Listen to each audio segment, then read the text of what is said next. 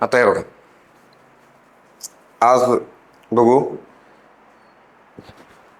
आपलं वेव्हफॉर्म मध्ये 3 व्हॅल्यू असतात, तिथं डिस्कशन झालंय का? RMS value, average value, peak value.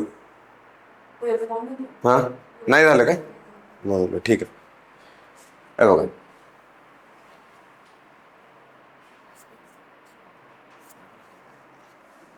आता आपली एसी वेव्हफॉर्म आहे.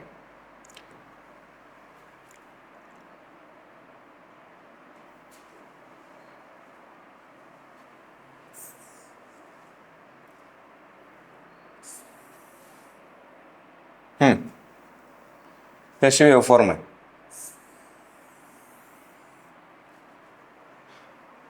आता याच्यात किती व्हॅल्यू असतात बघा.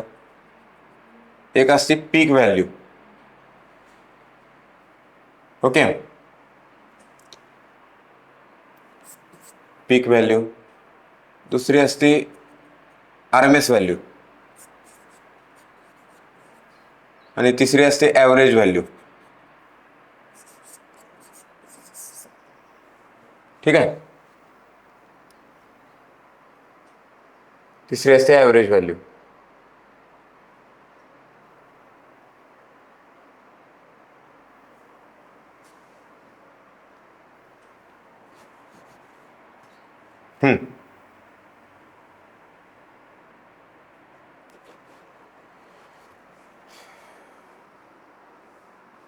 ओके,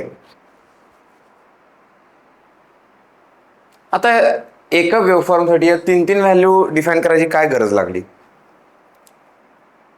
काय कारण असेल बरं? काय म्हणजे एक वेव्हफॉर्म आहे, या वेव्हफॉर्मच्या 3 व्हॅल्यू सांगितल्यात आणि आपला पण ताप वाढवला तेवढा की पीक व्हॅल्यू पण सांगणार, परत आरएमएस व्हॅल्यू पण सांगणार, ॲव्हरेज व्हॅल्यू पण सांगणार त्याची.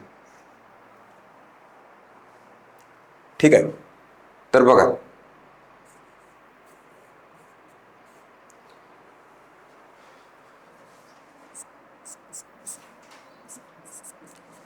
म्हणजे पहिला ही गोष्ट लक्षात घ्या की 3 व्हॅल्यू आहेत. दुसरी गोष्ट, काय तर गरज लागली म्हणून ते आहेत.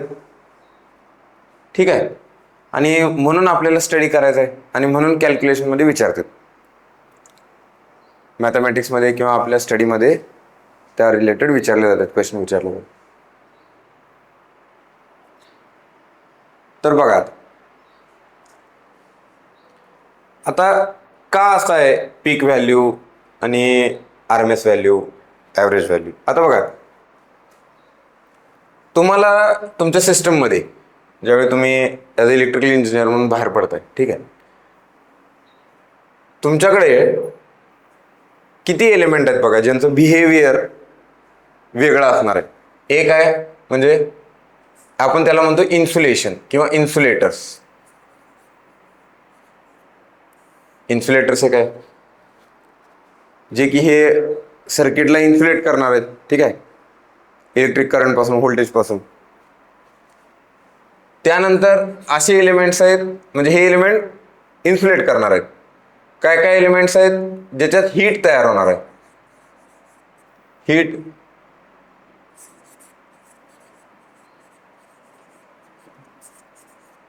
जनरेशन. ठीक आहे, आणि काय काय एलिमेंट असे आहेत ज्याच्यात चार्ज स्टोअर होणार आहे.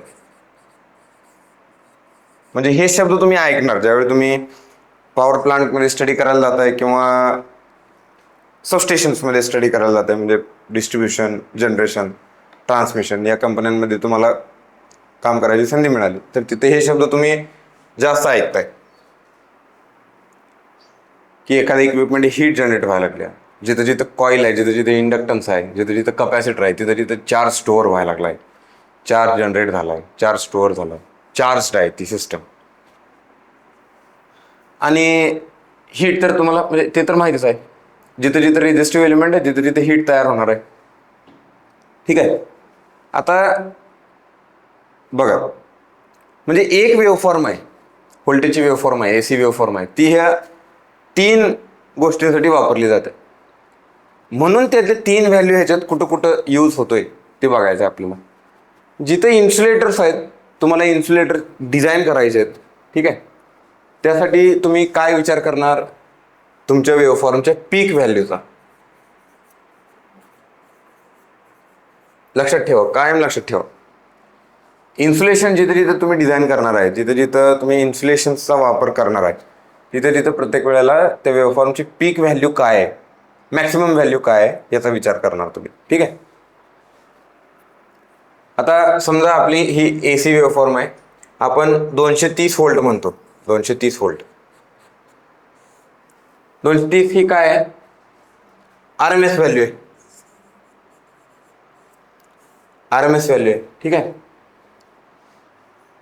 मग याची पीक व्हॅल्यू किती आहे, याची पीक व्हॅल्यू आहे 325 volt near about. Average value काय असणार आहे,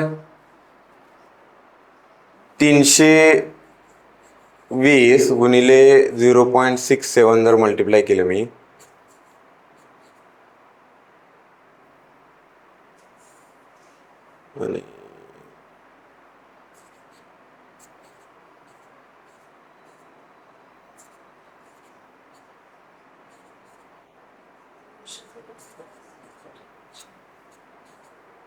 किती येणार, 214.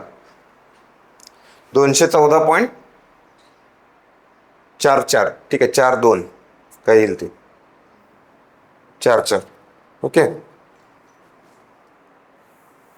214.42 म्हणजे बघा, आणि ती काय असणार आहे, ॲव्हरेज व्हॅल्यू असणार आहे. ही RMS झाली आणि 214 ॲव्हरेज व्हॅल्यू असणार. म्हणजे एक पीक व्हॅल्यू आहे, एक RMS व्हॅल्यू आहे, एक ॲव्हरेज व्हॅल्यू आहे 214. तर बघा, जे इन्सुलेटर्स डिझाईन होतंय ते त्या पीक व्हॅल्यूला, म्हणजे तुम्ही त्यावेळी विचार करणार 325 या व्हॅल्यूचा.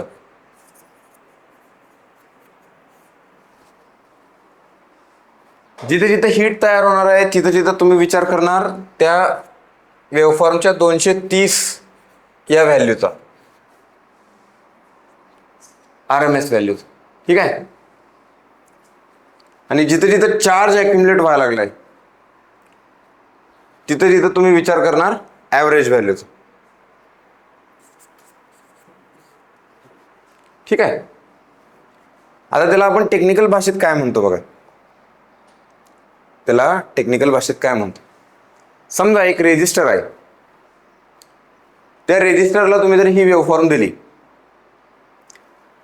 तर त्यामध्ये जे हीट तयार होणार आहे, हीट जी रेजिस्टरमध्ये तयार होणार, ती जर मी 230 व्होल्टची जर कॉन्स्टंट व्हॅल्यू दिली, त्याला व्होल्टेजची कॉन्स्टंट व्हॅल्यू दिली, त्यावेळी जी हीट तयार होणार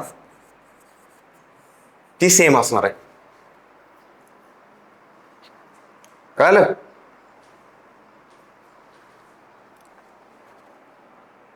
म्हणजे काय, समजा मी अल्टरनेटिव्ह ही वेव्हफॉर्म दिली एका रेजिस्टरला, परत सांगतो, रेजिस्टरला एका रेजिस्टरला ही वेव्हफॉर्म दिली अशी, आणि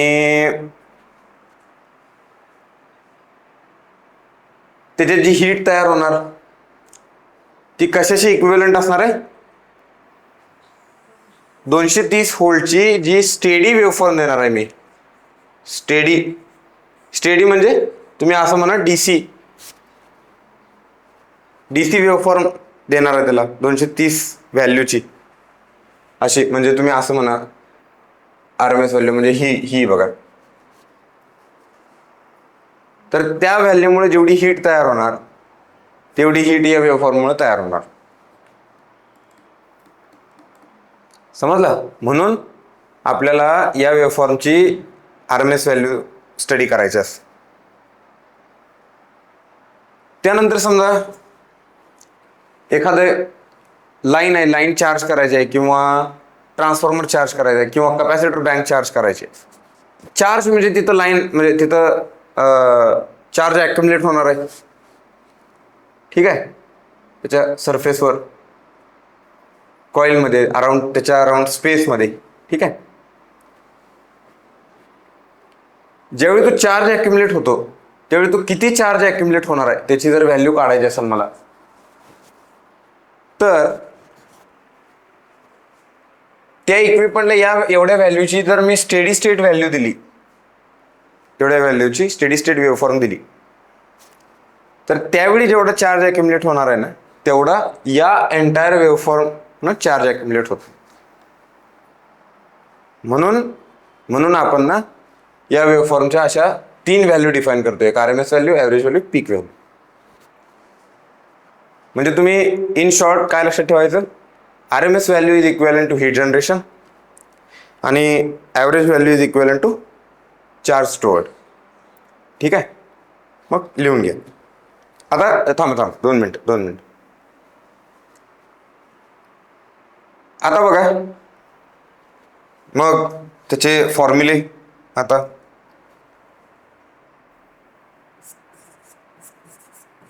RMS म्हणजे काय, root mean square value.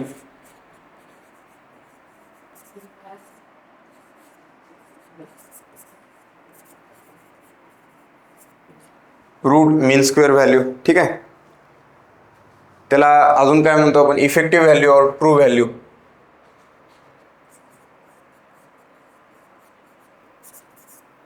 Effective value और ट्रू व्हॅल्यू. मग बघा VRMS is equal to under root 1/t integration 0 to t v of t bracket square dt. हे त्याचं इक्वेशन आहे. आता टी म्हणजे काय, टी म्हणजे आहे टाइम पिरियड. तर या वेव्हफॉर्मचा टाइम पिरियड बघा हा असतो एक फुल सायकल, हा असतो टाइम पिरियड. ठीक, समजले इथपर्यंत एवढं.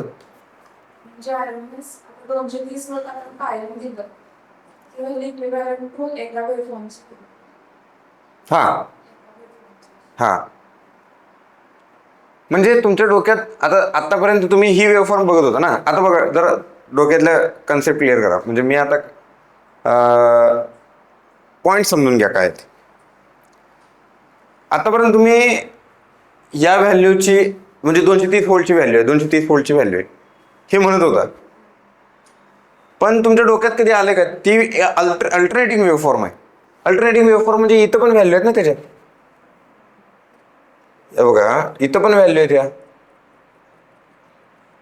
तुम्ही 230च का म्हणत होता, 230 व्होल्टच का म्हणत होता. पण अजून दुसरी गोष्ट, ही व्हॅल्यू कधी तुम्ही बोललाच नाही 214. पण तुम्ही समजा एखाद्या कपॅसिटर बँकच्या कंपनीत गेला, तिथं जर कपॅसिटर टेस्टिंग होत असेल तर तिथे ही व्हॅल्यू जास्त बोलली जाते, ॲव्हरेज व्हॅल्यू जास्त बोलली जाते. ठीक आहे. ज्यावेळी समजा एखाद्या ट्रान्समिशन लाईनमध्ये किंवा डिस्ट्रीब्युशन लाईनमध्ये लाईन चार्ज करायची ज्यावेळी वेळ येते, एखादी लॉंग लाईन चार्ज करत असतो आपण.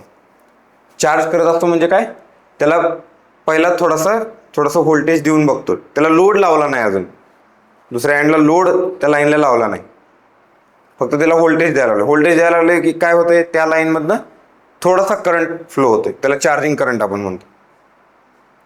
ठीक आहे.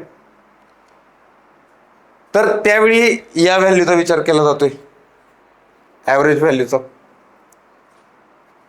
म्हणजे जो चार्जिंग करंट येणार आहे तो करंट कसा येणार, त्यावेळी कोणतं व्होल्टेज घ्यायचं कॅल्क्युलेशनमध्ये, तर ॲव्हरेज व्होल्टेज घेतलं जातंय. ठीक आहे. पण त्याचा आपल्या कॅल्क्युलेशनमध्ये त्याचा जास्त आपण यूज करत नाही, जास्त आपण स्टडीमध्ये त्याला घेत नाही.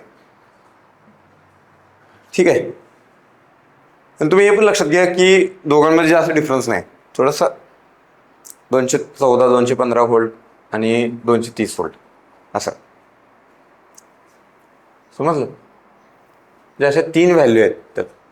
आणि ज्यावेळी तुम्ही इन्सुलेशन डिझाईन करणार आहे, समजा पुढे तुम्हाला जॉब मिळाला एखाद्या कंपनीत, मोठ्या MNC कंपनीत जी इन्सुलेटर्स तयार करणारी असेल, किंवा एखाद्या इक्विपमेंटचं इन्सुलेशन डिझाईन करायचं आहे तुम्हाला, किती थिकनेस ठेवायची त्याची इन्सुलेटिंग मटेरियल्सची, तर त्यावेळी तुम्ही पीक व्हॅल्यूचा म्हणजे मॅक्सिमम व्हॅल्यूचा विचार करणार. ठीक आहे. त्या वेव्हफॉर्मची मॅक्सिमम व्हॅल्यू किती आहे, ती काय असते, ही VM. ती काय असते, VM. समजलं. इंटरव्ह्यूला ह्याच्या रिलेटेड क्वेश्चन विचारले जातात. Okay.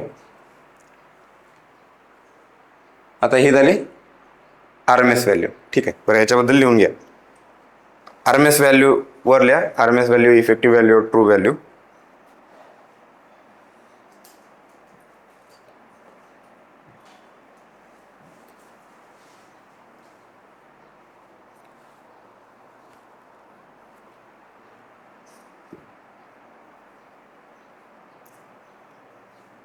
RMS value, effective value, true value.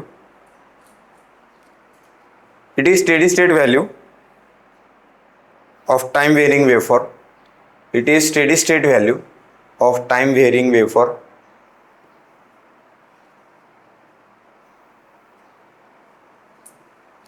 Which could develop same amount of heat. Which could develop same amount of heat as given by original waveform, which could develop same amount of heat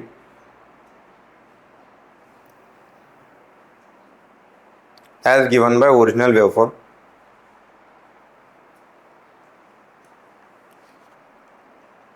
as given by original waveform,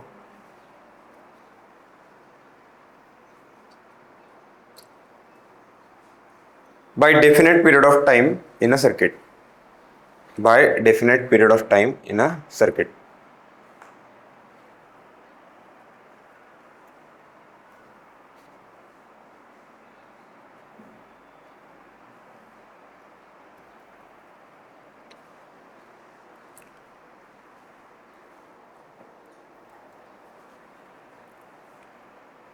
लिहिलं? Okay.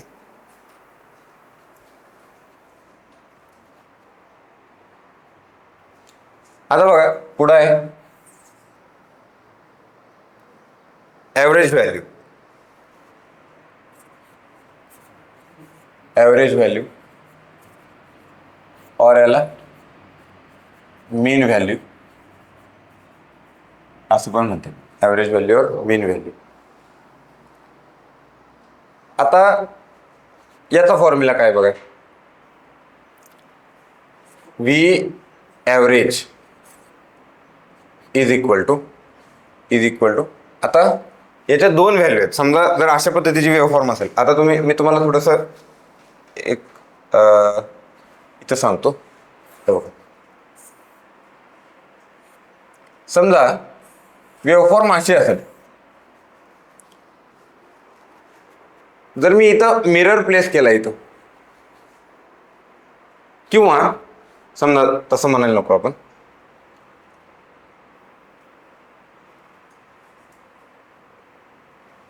आता तुम्हाला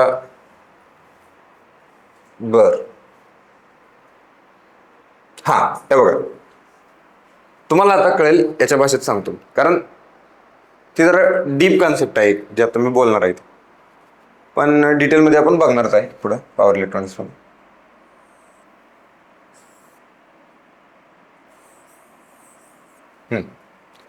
आता बघा, ही waveform अशी पुढं चालल्या, तुम्ही इथनं स्टार्ट केली, इथनं पण पुढं चाललंय, जी राईट साईडला आहे तशीच लेफ्ट साईडला आहे ना वेव्हफॉर्म. ठीक आहे. आणि जसं बघा अजून एक गोष्ट,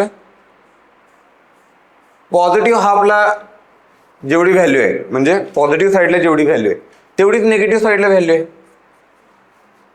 तेवढीच निगेटिव्ह साईडला व्हॅल्यू आहे. ठीक आहे. तर समजा ही फुल सायकल घेतली मी, फुल सायकल, पॉझिटिव्ह हाफला तेवढीच आहे, तेवढीच निगेटिव्ह हाफला आहे, म्हणजे एकमेकांना कॅन्सल आउट करते ते. ठीक आहे. म्हणजेच बघा ॲव्हरेज व्हॅल्यू जी आहे ती सिमेट्रिकल वेव्हफॉर्मसाठी याला म्हणायचं सिमेट्रिकल वेव्हफॉर्म, ज्याच्यात पॉझिटिव्ह हाफला जेवढी व्हॅल्यू आहे तेवढीच निगेटिव्ह हाफला आहे, त्याला आपण म्हणतो सिमेट्रिकल वेव्हफॉर्म. मग सिमेट्रिकल वेव्हफॉर्मसाठी ॲव्हरेज व्हॅल्यू काय असते? 0. सिमेट्रिकल वेव्हफॉर्मसाठी ॲव्हरेज व्हॅल्यू असते 0. आणि ही कधी? For full cycle. आता आपली जी एसी वेव्हफॉर्म बघितली आपण ती सिमेट्रिकलच आहे. मग आपण ॲव्हरेज व्हॅल्यू 0 घेतो का? नाही. काढली ना मी 214. मग ती कशी आली? ती काय व्हॅल्यू आहे? इव्हन दुसरी गोष्ट, जर समजा मी कॅपॅसिटरला एसी वेव्हफॉर्म दिली तर चार्ज ॲक्युमुलेट होतोय ना, 0 कुठं होतोय? जर ॲव्हरेज व्हॅल्यू 0 बघितली म्हणजे चार्ज ॲक्युमुलेट होतोय, म्हणजे काय तर त्यातनं करंट फ्लो व्हायला लागलाय, त्याच्या अक्रॉस व्होल्टेज चाललंय. ठीक आहे, म्हणजे वर्क डन व्हायला लागले. मग त्यावेळी आपण जी ॲव्हरेज व्हॅल्यू कॅल्क्युलेट करतो ती हाफ वेव्हसाठी कॅल्क्युलेट करतो. हाफ वेव्हसाठी कॅल्क्युलेट करतो. ठीक आहे, मग त्याचा फॉर्म्युला बघा काय असतो. V average is equal to 1/t/2 half waveform integration 0 to t/2 v of t dt.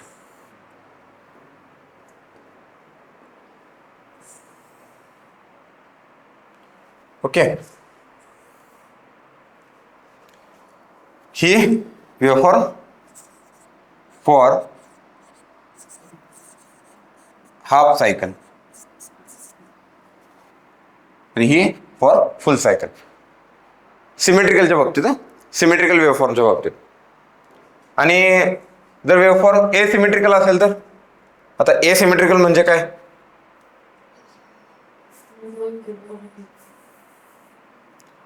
Asymmetrical म्हणजे काय बघा. समजा वेव्हफॉर्म अशी असेल,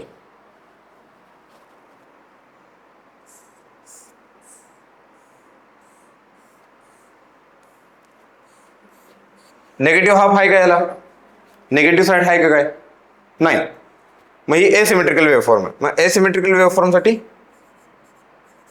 V average 1/t integration 0 to t v of t dt. मग t काय असणार याचा? तर हा असणार t. समजते? 2 वेव्हफॉर्म आहेत, 2 प्रकारच्या. आत्तापुरतं एवढंच लक्षात ठेवा की पॉझिटिव्ह आणि निगेटिव्ह पार्ट सेम असला त्याचा तर सिमेट्रिकल वेव्हफॉर्म, आणि त्याला निगेटिव्ह पार्ट नसेल किंवा निगेटिव्ह पार्ट डिफरंट असेल, किंवा समजा असं जरी असेल, आता इथं 0 दाखवलाय मी, असं जरी असेल तर थोडासा निगेटिव्ह पार्ट आहे ना, तरी असिमेट्रिकल आहे. पॉझिटिव्ह पार्टची व्हॅल्यू वेगळी आहे बघा, याची वेगळी, डिफरंट आहे, म्हणजे एसिमेट्रिकल. एसिमेट्रिकल वेव्हफॉर्म आहे. एसिमेट्रिकल वेव्हफॉर्म असेल तर फॉर्म्युला हा. ठीक आहे, आता वर हेडिंग लिहा, ॲव्हरेज व्हॅल्यू और मीन व्हॅल्यू.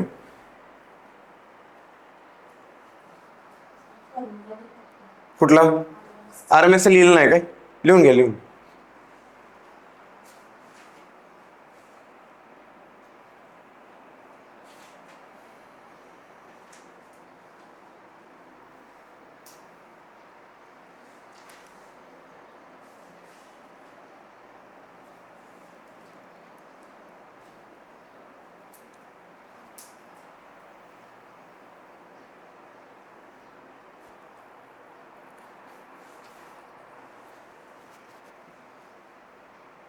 लिहून झालं. पुढे लिहा ॲव्हरेज व्हॅल्यू और मीन व्हॅल्यू. लिहिलं. It is that steady state value of time varying waveform. It is that steady state value of time varying waveform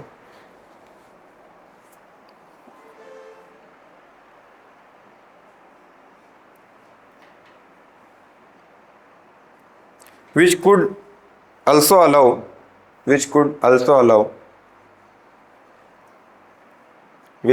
also allow to accumulate same amount of charge to accumulate same amount of charge. आणि same amount of चार्जला underline करा.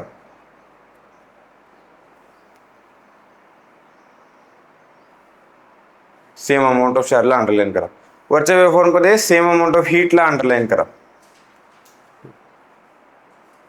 वरचं जे definition दिली ना, same amount of हीटला underline करा. हां, ठीक आहे. To accumulate same amount of charge as given by original waveform, as given by original waveform, as given by original waveform for a definite period of time, for definite period of time, for definite period of time.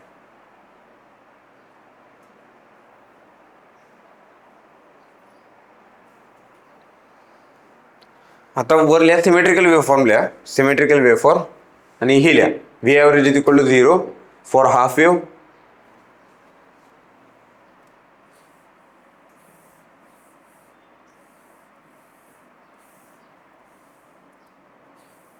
Sorry हे बघा symmetrical waveform for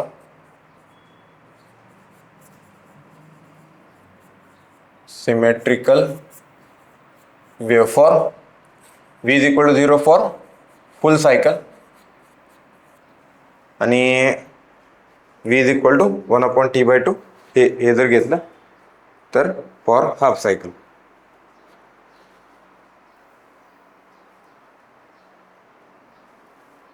for half cycle.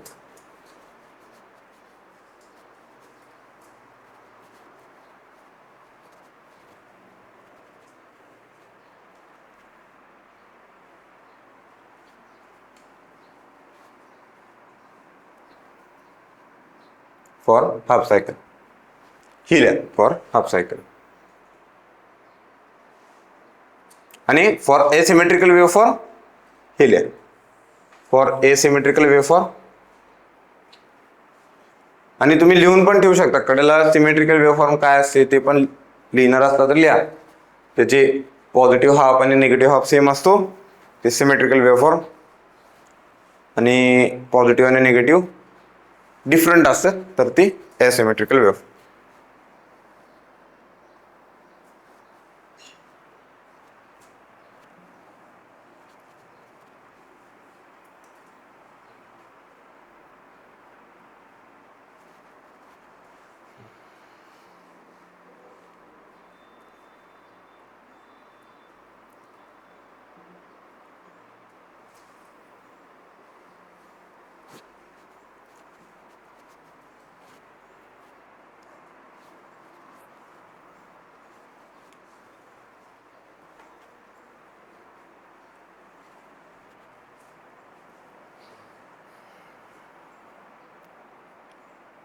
झालं.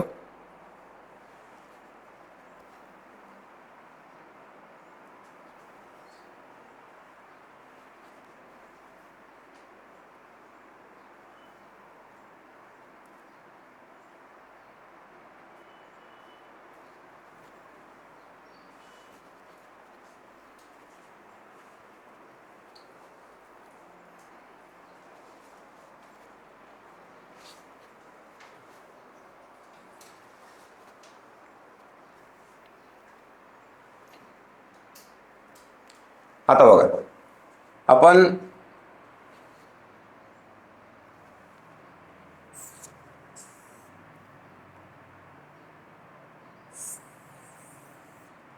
या वेव्हफॉर्मची पीक value बघितली, RMS बघितली, आणि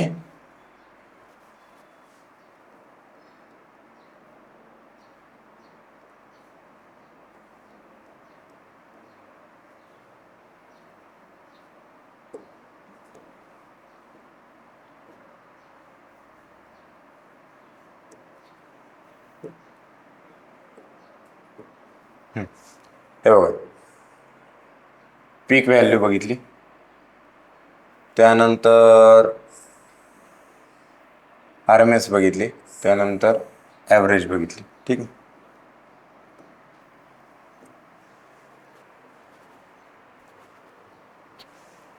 पीक, RMS आणि average. आता या वेव्हफॉर्मचा स्टडी करायला बघा, ह्या पण गोष्टी आपल्याला स्टडी करायला लागतात. पीक फॅक्टर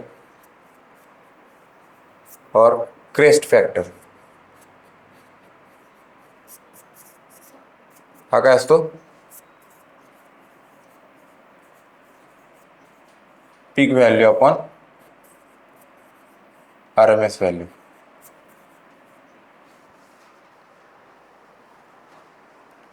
ठीक आहे. आणि दुसरा फॉर्म फॅक्टर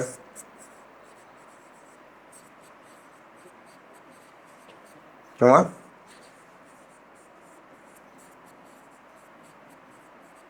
शेप फॅक्टर. तर हा असतो RMS व्हॅल्यू, माझ्याबरोबर लिहून घ्या, average value, RMS value upon average value. आणि पीक टू पीक व्हॅल्यू,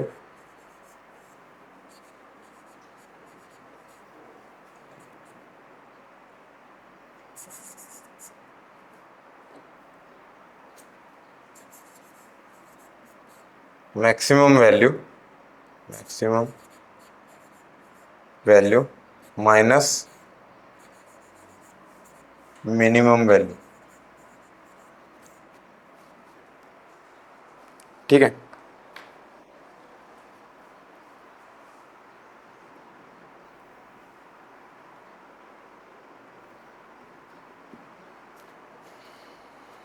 तर ह्या 3 व्हॅल्यू गरजेच्या असतात.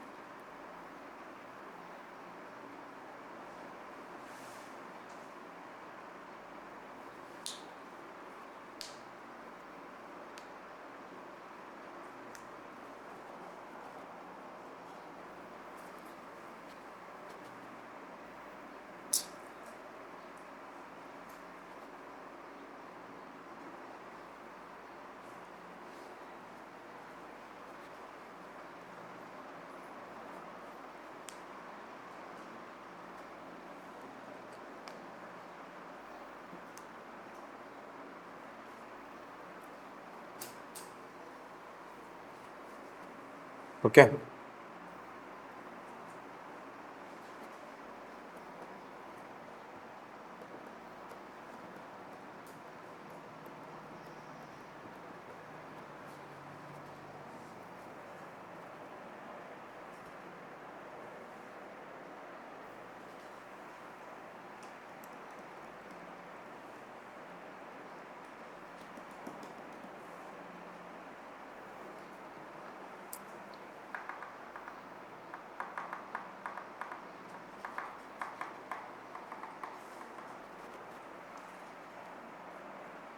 मेजरमेंट झालं तुम्हाला? मेजरमेंट नाही अजून? Moving iron instrument, PMMC instrument ऐकलेत ना?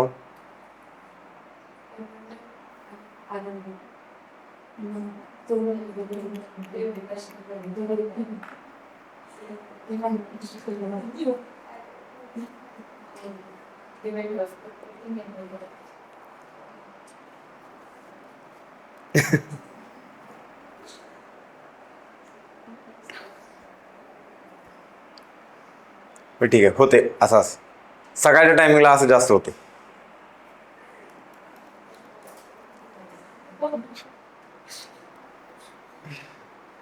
ठीक आहे.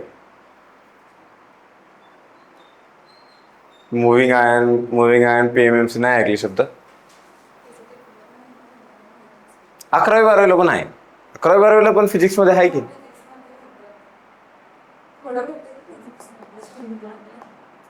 नाही आठवत. गुड. पाठीमाग diploma member. Good. Admission first year पासून घेतलं ना? अरे थांबा थांबा थांबा, मला कन्फ्युज झालो मी. 11वी 12वी झाल्या. हां, ओके, गुड.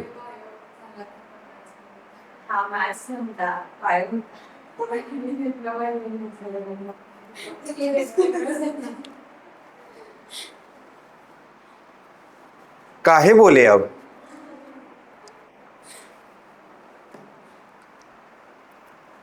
हमारा दिमाग चकरा गया अभी. ठीक आहे.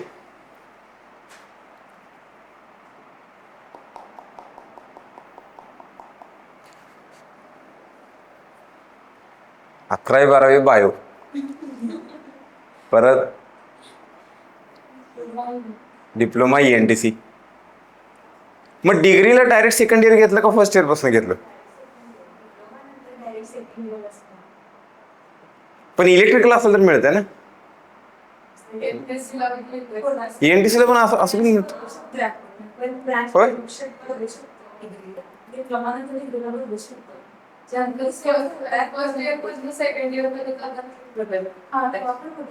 हा, ती बदलता येते तशी. बरं ठीक आहे. म्हणजे मला म्हणायचं काय होतं, मी हे कुठंच झालं नाही हो, MI आणि PMMC. बरं ठीक आहे, ते होईल मीटरमध्ये, मेजरमेंटमध्ये आहे आता. तर बघा, मी का विचारत होतो तुम्हाला, तर जे MI इन्स्ट्रुमेंट असेल असं काय तर सांगितलं आणि तुम्ही ऐकलं आणि सोडून द्या. लिहून घ्या वाटलं सर, लिहूनच देतो, कशाला उगाच सांगा. लिहून घ्या तिथं खाली. मुव्हिंग नोट म्हणा, note note note. Moving iron instrument measure RMS value. Moving iron instrument measures RMS value. And PMMC measures average value. ना पहिला हे कम्प्लीट करा. Moving iron measures RMS value. RMS value.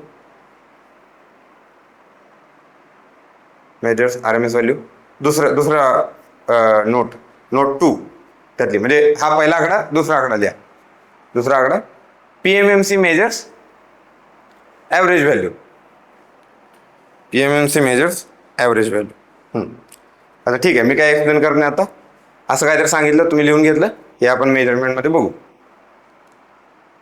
काय असतं हे इन्स्ट्रुमेंट, मेजरमेंट काय असतं ते बघू. यांचे डिटेल एक्सप्लेनेशन तिथं बघू. मी तुम्हाला सांगितलं ना, काय काय गोष्टी सांगितल्या बघा, की आपलं इलेक्ट्रिकलचा स्टडी कसा आहे, म्हणून इलेक्ट्रिकल जरा डेंजर आहे ना त्या बाबतीत, जरा टफेस्ट फील्डमध्ये येत आहे. तुम्ही सर्च करून बघा नेटवर, what are the toughest engineering streams, search करा, त्यात लक्षात येईल तुम्हाला. तर केलं 1 नंबरला काय आलं, केमिकल. 2 नंबरला 2 नंबरलाच आहे बहुतेक, 2 नंबरलाच आहे. तर त्याचं ते अवघड असण्यापाठी मग हेच कारण आहेच मेन. कारण आपलं इलेक्ट्रिकलचा स्टडी असं लूपमध्ये आहे ना, बाकीचं असं आगगाडीसारखं आहे बाकीच्यांचा स्टडी. हे झालं की हे झालं की हे झालं की हे. आपलं तसं नाही, आपलं लूप आहे. सर्च केलं नाही केलं, बरं राहू दे, नंतर करा, घरी गेल्यावर करा निवांत. हां, आता आपण वेव्हफॉर्म्स बघू.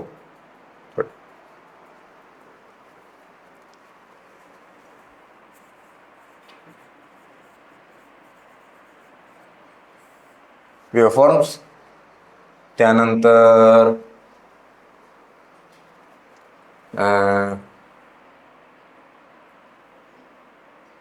पीक व्हॅल्यू,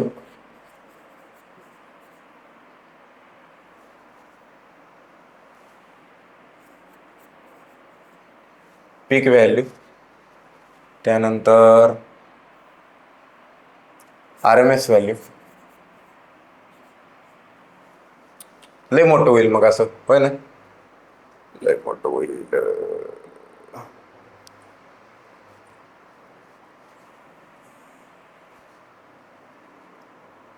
हो ठीक आहे. RMS व्हॅल्यू,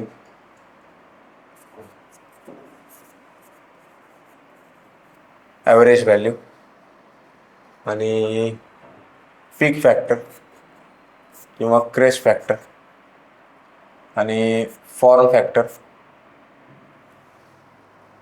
किंवा शेप फॅक्टर. शेप फॅक्टर ठीक आहे.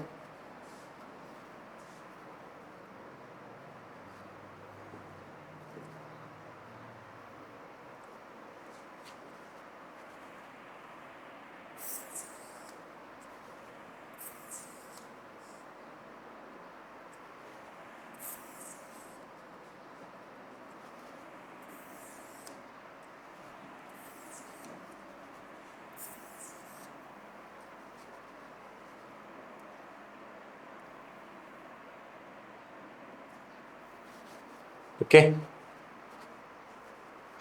आता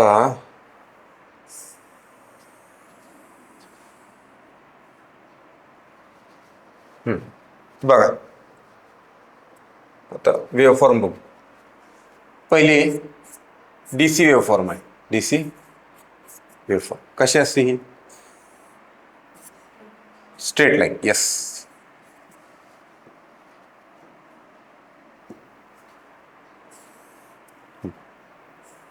हे अशा पद्धतीची वेवफॉर्म आहे.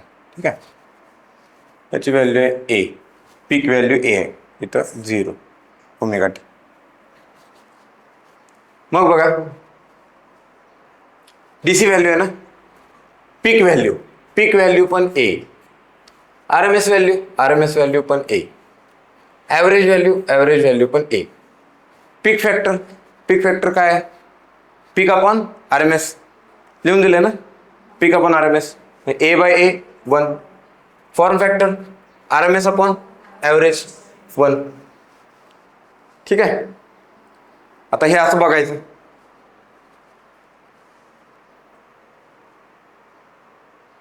मग आपण काय करू, असं भरपूर लागणार ना आपल्याला.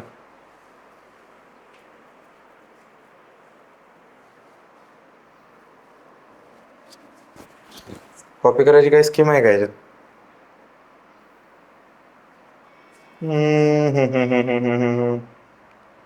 कॉपी.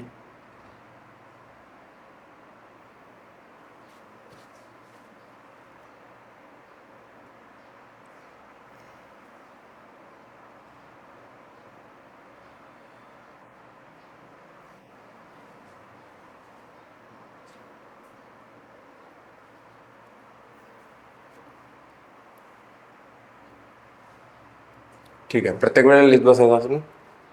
बरं असू, लिहू आपण, काय हरकत नाही.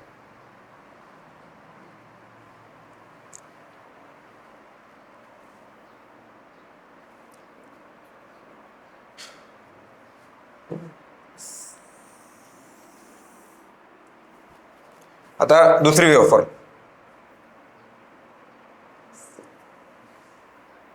काय झालं? हाक मारली काय?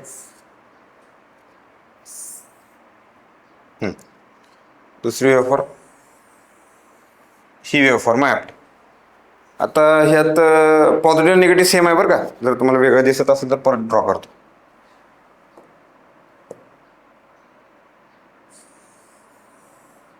परत डिफरंट झालं काय? समजून घ्या ते. ठीक आहे. पॉझिटिव्ह निगेटिव्ह दोन्ही सेम आहेत. सिमेट्रिकल वेवफॉर्म आहे. मग सिमेट्रिकलसाठी समजा इथं ही व्हॅल्यू आहे, ही A आहे, ही काय असणार आहे? -A omega T 2π 3π and so on. मग पीक व्हॅल्यू काय याची? A. करेक्ट. RMS व्हॅल्यू आपण काढूया. आता त्यानिमित्तानं आपला स्टडी पण होतोय. ठीक आहे. म्हणजे जर अशी वेवफॉर्म आली,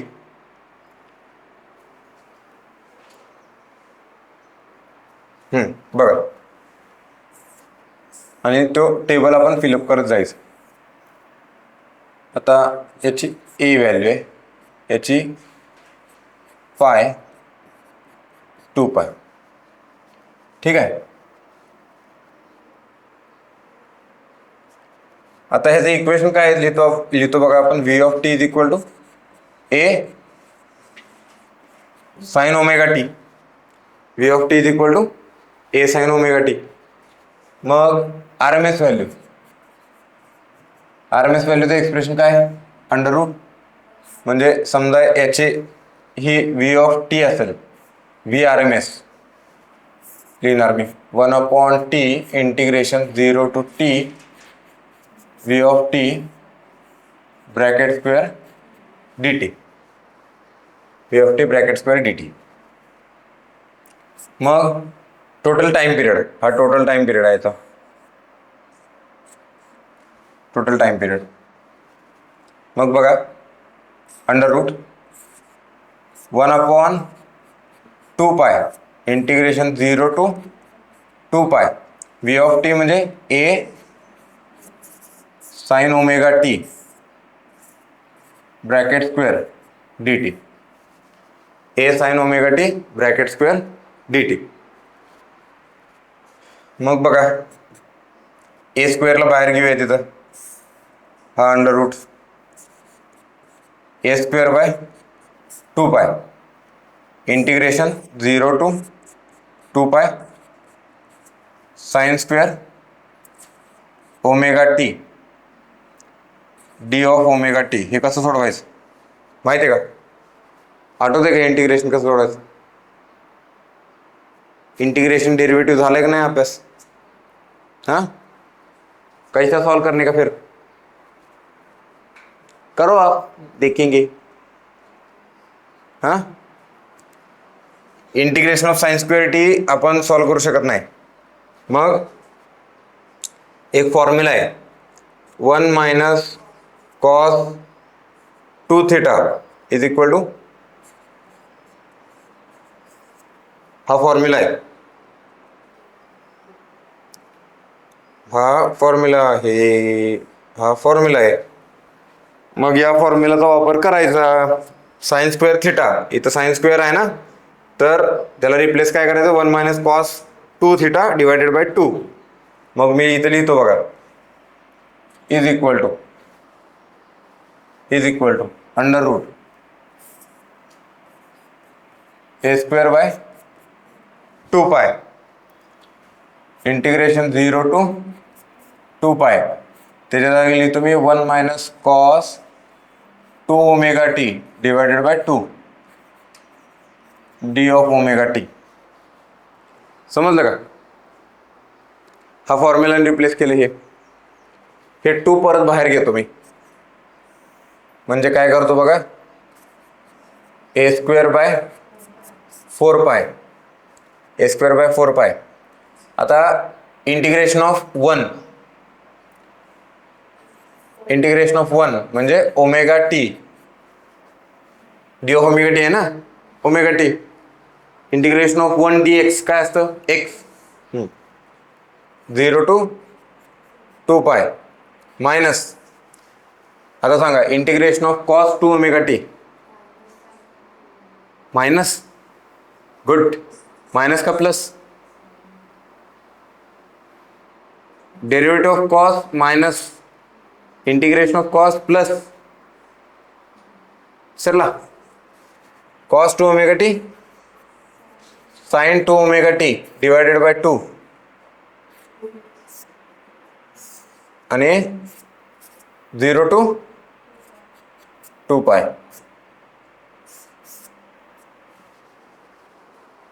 समजलं का? जर असं असेल cos 2θ याचं डेरिव्हेटिव्ह घ्यायचं असेल मला, तर sin 2θ डिवायडेड बाय 2 लिहायचं असते. जे 2 आहे ना,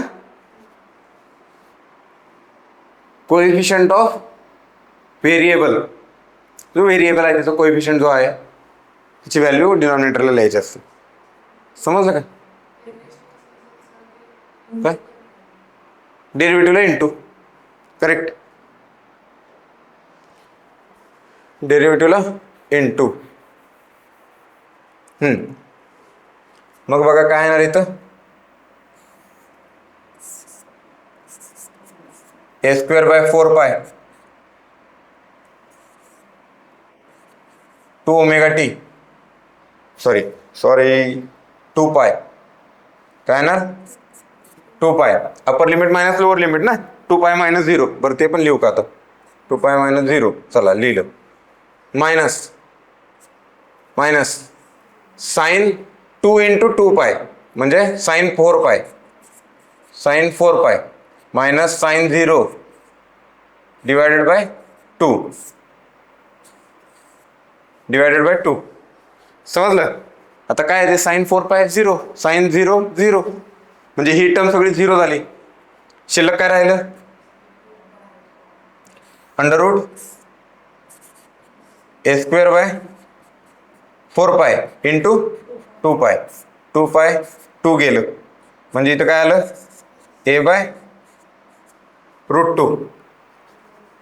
ए बाय रूट 2. मी तुम्हाला सांगत होतो ना, पीक व्हॅल्यूला डिवाइड बाय रूट 2 केलं की आरएमएस व्हॅल्यू येते. त्याचं डेरिव्हेशन असं आहे. समजे नक्की. हां, मग इथं लिहूया का, इथं लिहूया. कुठं लिहूया, आरएमएस व्हॅल्यू काय लिहिणार, ए बाय रूट 2. आता बघा सिमेट्रिकल वेव्हफॉर्म आहे. सिमेट्रिकल वेव्हफॉर्मची फुल सायकलसाठी 0 असते व्हॅल्यू.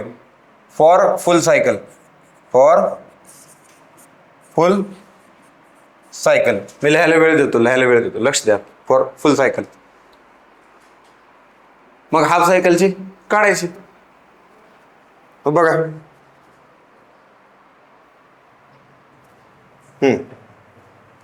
आता ही वेव्हफॉर्म आहे, ठीक आहे. पाय 2 पाय omega T A V of T, आणि इथं काय असणार आहे, मायनस ए. हा असणार आहे टाइम पिरियड. फुल सायकलसाठी ॲव्हरेज व्हॅल्यू आहे 0. मग for half cycle, for half cycle, ठीक आहे. काय करायचं, V average of T is equal to 1/t/2 integration 0 to t/2 v of T dt. v of T dt. मग v ऑफ टी ॲव्हरेज काय येणार, 1/पाय integration 0 to pi. Half cycle काय आहे, pi. A sine omega T D of omega T. ठीक आहे ना. V of T म्हणजे व्ही ऑफ टी काय आहे, ए साइन ओमेगा टी. समजते का, A sine omega T D of omega T. मग सॉल्व करूया आपण. बघा A by pi integration of sine omega T काय असतं, integration of sine minus cos omega T आणि अप्पर लिमिट लोअर लिमिट. लक्षात येते का, झालंय का, आठवते कुठं नक्की, कुठं डिप्लोमाच्या फर्स्ट इयर सेकंड इयरला M3 असते. मग हे M1 आणि M2 मध्ये बहुतेक झालंय, शिकवलंय तुम्हाला. थोडं होतं, थोड्यांना नाही होत. आज गेल्यावर काय करायचं माहिती का, होमवर्क तुम्हाला सगळ्यांना डेरिव्हेटिव्ह आणि इंटिग्रेशनचे फॉर्म्युले सगळे लिहून काढायचे. डेरिव्हेटिव्ह आणि इंटिग्रेशनचे कागदावर लिहून काढायचे आणि इथनं पुढे 10 दिवस रोज फॉर्म्युले लिहायचे कागदावर. रोज फॉर्म्युले लिहायचे कागदावर. ठीक आहे. आणि तो रोज कागद मला आणून दाखवायचा रोज येताना. लक्षात घ्या, त्याशिवाय होत नाही. मॅथ्सच्या बाबतीत तुम्हाला सांगतो, मॅथ्स लई इंटरेस्टिंग सब्जेक्ट आहे. म्हणजे मला ॲक्च्युली मॅथ्स शिकवायला फार आवडते. खूप सोपं आहे. त्यात पण एक ट्रॅप आहे. मॅथ्स पहिल्यांदा समजतच नाही कधी. म्हणजे कसा, जर तुम्हाला असं जर म्हटलं तुम्ही जर लॉजिकली विचार केलात, म्हणजे लॉजिक काय सांगते, समजा एखाद्या गोष्टीचा उतार असेल, पाणी वरनं सोडलं तर खाली जाणार आहे, पाणी गळत खाली जाणार आहे. किंवा चाक सोडलं वरनं खाली जाणार आहे. लॉजिक आहे हे. उतार असेल, चाक वरनं सोडलं, गोल आहे, ते फिरत फिरत खाली जाणार. लॉजिक आहे. मॅथ्समध्ये तसं नाही. मॅथ्समध्ये फॉर्म्युले आहेत सगळे, म्हणजे नियम आहेत. काय तर प्लसला मिनिंग आहे, मायनसला मिनिंग आहे, इंटूला मिनिंग आहे, डिवायडेड बाय मिनिंग आहे, इंटिग्रेशनला मिनिंग आहे. त्याला नियम आहेत, ते म्हणायचे नियम. पहिला तुम्हाला ते नियम शिकायचे आहेत. नियमात राहून गोष्टी कशा सॉल्व्ह करायच्या, म्हणजे तुम्हाला नियम माहीत पाहिजेत. पहिला म्हणजे फॉर्म्युले माहीत पाहिजेत. नियमात राहून गोष्टी कशा सॉल्व्ह करायच्या हे माहीत पाहिजे. एकदा का तुम्हाला ते कळालं नियम काय आहेत हे, त्यानंतर जे एनलाइटमेंट होते ना मॅथ्सबद्दल, की मॅथ्स हा म्हणजे आपण जे डेरिव्हेटिव्ह सॉल्व्ह करतोय त्याचं मिनिंग काय, आपण जे इंटिग्रेशन सॉल्व्ह करतोय त्याचं मिनिंग काय, हे नंतरची स्टेप आहे. पहिल्यांदाच तुम्ही हे क्वेश्चन नाही करायचे कुणाला. मॅथ्स शिकवणाऱ्या व्यक्तीला पहिल्यांदाच प्रश्न नाही करायचे की ह्याचा अर्थ काय सांगा, डेरिव्हेटिव्ह म्हणजे काय सांगा. पहिलं ते शिकायचं. डेरिव्हेटिव्ह, इंटिग्रेशन हे नियम शिकायचे. त्याचे नियमात राहून कसे प्रॉब्लेम सॉल्व्ह करायचे असतात, कसे त्याचे मेथड असतात ते शिकायचे. आणि एक सर्टन पॉईंट येतो त्यानंतर, ज्यावेळी तुम्हाला कळालं, डोक्यात सगळे फॉर्म्युले माहिती आहेत, सगळे प्रॉब्लेम सॉल्व्ह करता येतात, आता तुम्ही विचारायचं की ह्याचं मिनिंग काय, डेरिव्हेटिव्ह आणि इंटिग्रेशनचं. आणि ते ज्यावेळी डिस्कशनमध्ये येतंय, इतकं भारी आहे तुम्हाला, म्हणजे डोक्यात इतके असे प्रकाश पडतात ना, असे एनलाइटमेंट म्हणतो ना आपण, म्हणजे नंतर कळतं हे असं आहे. हा आत्ता कळालं हे. पहिल्यांदा डेरिव्हेटिव्ह असायचं, मी चॅप्टर असायचं आणि त्याच्यानंतर ऍप्लिकेशन डेरिव्हेटिव्ह असायचं. करेक्ट. पण 12वीला मोस्टली शिकवत नाहीत कोण ऍप्लिकेशन ऑफ डेरिव्हेटिव्ह आणि इंटिग्रेशन. शिकवलं होतं. ठीक आहे. तर बघा, हे ऍप्लिकेशन ऑफ इंटिग्रेशन आणि डेरिव्हेटिव्ह मधलंच पार्ट आहे. ठीक आहे. Application of integration.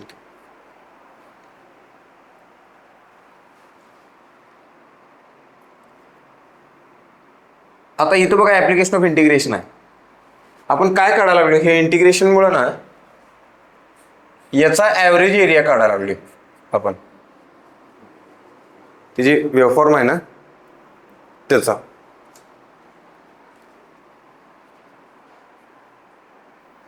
पुढं लक्षात येईल तुम्हाला. म्हणजे पुढं आता हे जे बोललो ना मी, ते अजून क्लिअर करतो मी नंतर. ठीक आहे. इथं येऊया. आता बघा, a/π आणि कॉस. आता इथं काय येणार, -a/π. मी मायनस साईन बाहेर घेतो. Cos upper limit minus lower limit, cos pi minus cos 0. Cos पायची व्हॅल्यू -1. म्हणजे बघा काय आलं हे, -a/π -1 कॉस 0 1. मग काय आलं, -2. मायनस मायनस प्लस झालं, म्हणजे याची व्हॅल्यू काय आली बघा, 2a/π. 2a/π ही झाली v ऑफ t ची ॲव्हरेज व्हॅल्यू. समजलं, v ऑफ t ची ॲव्हरेज व्हॅल्यू. आता ही व्हॅल्यू इथं ठेवायची.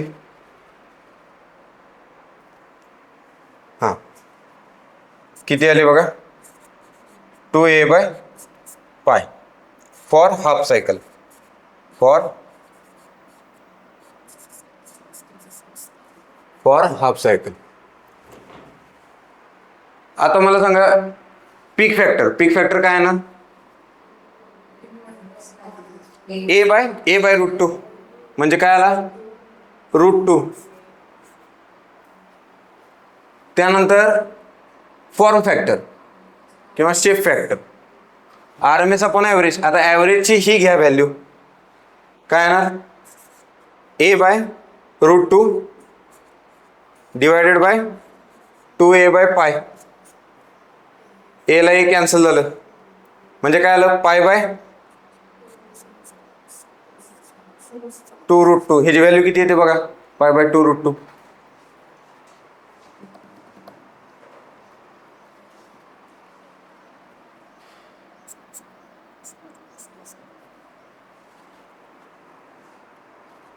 बघा लवकर,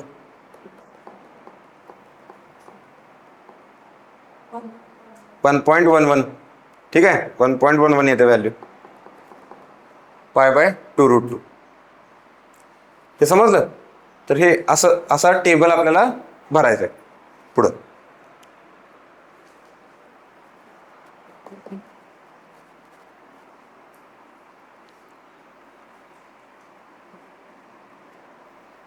कळालं इथपर्यंत.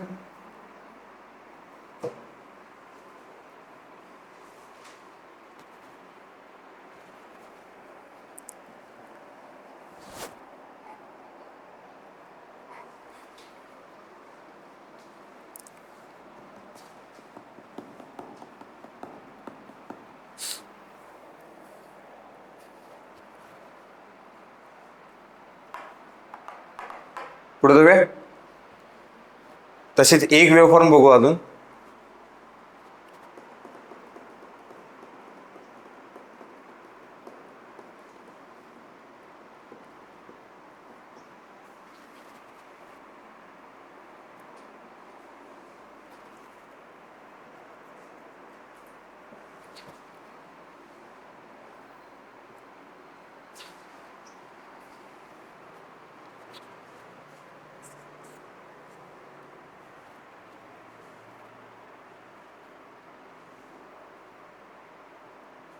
ओके, बरं, तुम्ही होमवर्कला ट्राय करा.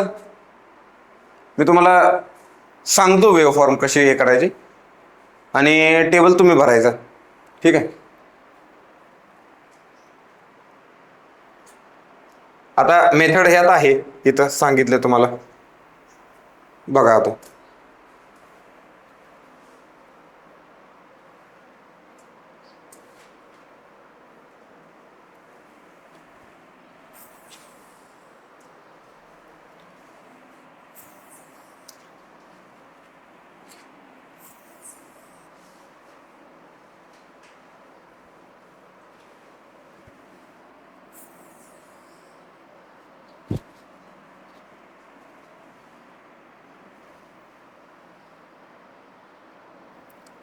पीक व्हॅल्यू इथं लिहू, मला ह्या मोठं काढू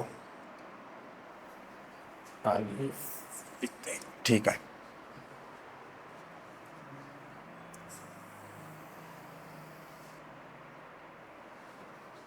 ओके, बरोबर आहे. चला, तर वेव्हफॉर्म पीक व्हॅल्यू RMS ॲव्हरेज, पीक फॅक्टर किंवा क्रेस्ट फॅक्टर, फॉर्म फॅक्टर किंवा शेप फॅक्टर. ठीक आहे. आता बघा वेव्हफॉर्म, कोणती वेव्हफॉर्म घ्यायची आता,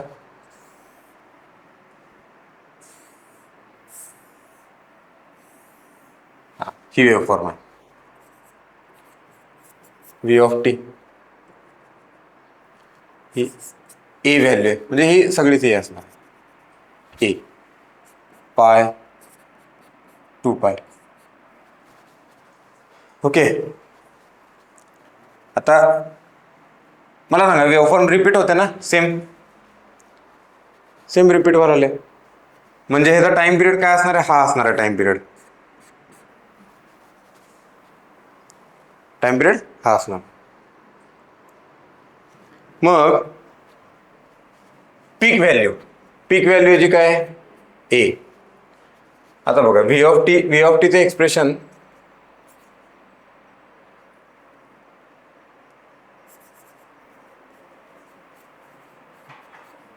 Vm sin omega t for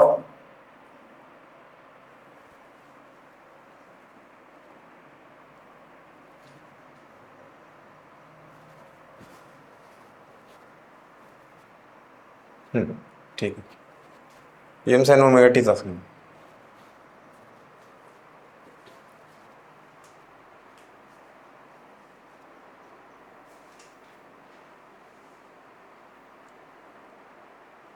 total time period काय आहे, पाय.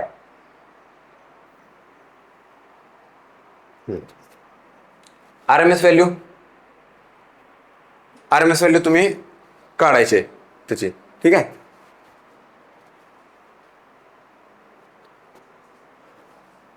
आर एम एस व्हॅल्यू काढून सांगा मला. तुम्ही काय घेणार म्हणजे homework V R M S काय लिहिणार बघा, अंडर रूट 1/t.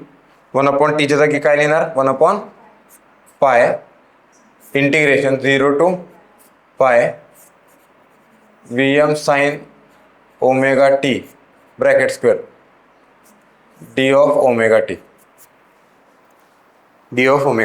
याचं उत्तर तुम्ही तयार करा सेम पाठीमागच्या मेथडने तसंच करायचं.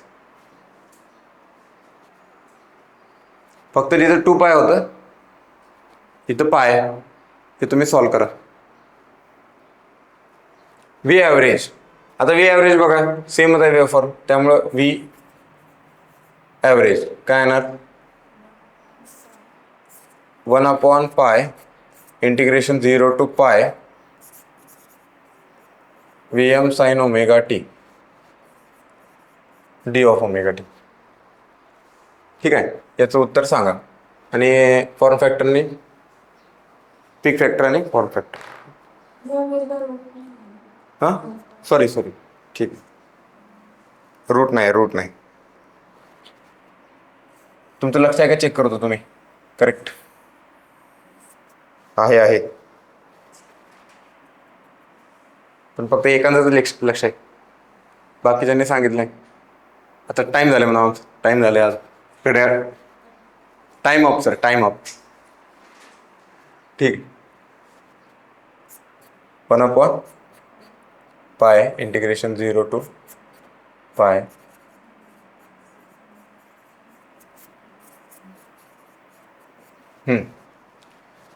ओके. तर हे सॉल्व करून आणा, ह्याचं उत्तर सांगा काय येते. ओके, मग उद्याच्या लेक्चरला बघू. मी तुम्हाला PDF लगेच पाठवतो, लगेच इन्स्टंट.